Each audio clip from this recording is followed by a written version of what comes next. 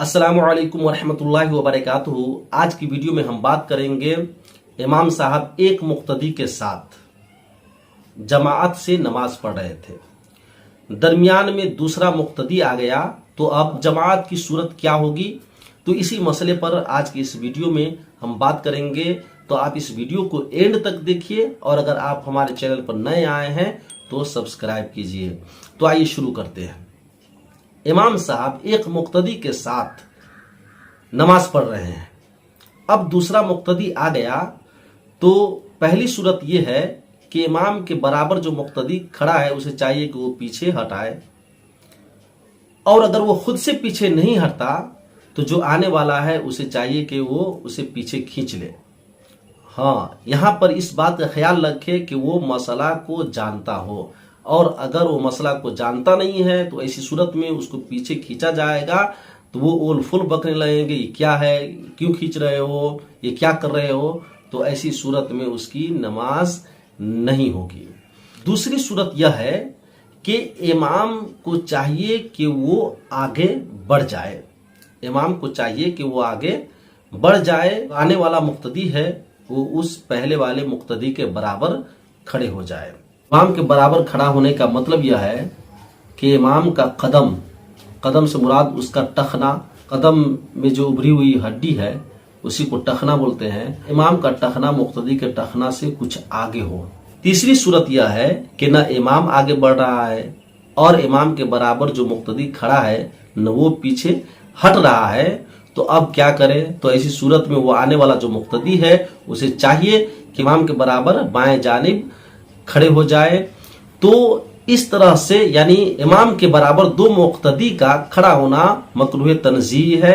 तो ऐसी सूरत में कराहत के साथ नमाज हो जाएगी। हाँ, अगर कोई तीसरा मुक्तदी आया तो अब उसे चाहिए कि वो पीछे खड़े हो, इमाम के पीछे खड़े हो, इमाम के बराबर खड़े न हो। अगर वो इमाम के बराबर खड़े होंगे तो फिर दो से ज्यादा मुक्तदी का इमाम के बराबर खड़ा होना मकरूह तहरीमी है। अब ऐसी सूरत में किसी की भी नमाज नहीं होगी बल्कि उस नमाज का इआदा यानी लौटाना जरूरी होगा। ये तीन सूरतें बयान की गई है, इसमें से जिस सूरत पर भी अमल करना मुमकिन हो उस पर अमल करें, नमाज दुरुस्त होगी, सही होगी। यहाँ पर एक और मसला को वाज़े कर देना जरूरी है कि कुछ मुक्तदी लोग जब बाद में आते हैं नमाज पढ़ने के लिए, जमात में शामिल होना चाहते हैं, तो वो क्या करते हैं, इमाम की पीठ पर हाथ रख करके यानी उसको खबर देते हैं, कमर पर हाथ रख करके उसको जोर देकर आगे बढ़ाते हैं।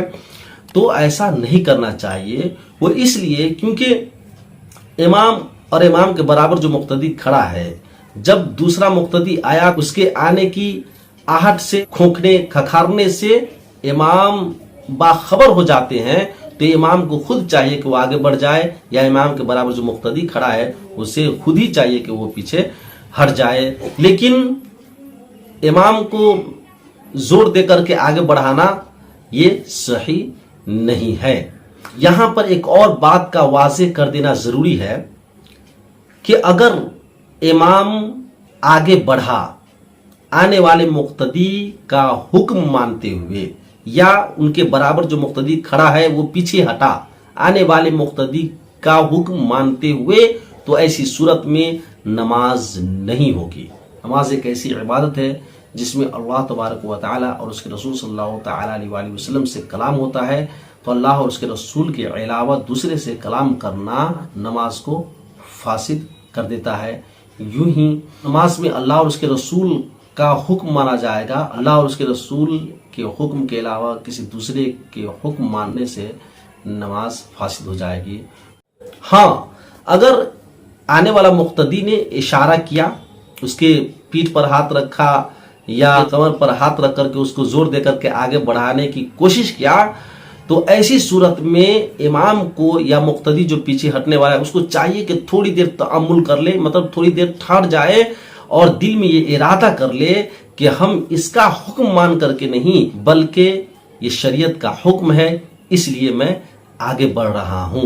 इसी तरीके से मुक्तदी भी पीछे अगर हटना चाहता है तो थोड़ी देर तामुल कर ले, यानी ठहर जाए कुछ सेकेंड और दिल में ये इरादा कर ले کہ یہ شریعت کا حکم ہے، شریعت کا حکم مانتے ہوئے ہم پیچھے ہٹ رہے ہیں تو نماز درست ہوگی. اور تھوڑی دیر تأمل یعنی تھوڑی دیر کچھ سیکنڈ ٹھہرنا اس لیے کہا گیا تاکہ یہاں پر اس کے حکم ماننے کی جو صورت ہے وہ ختم ہو جائے.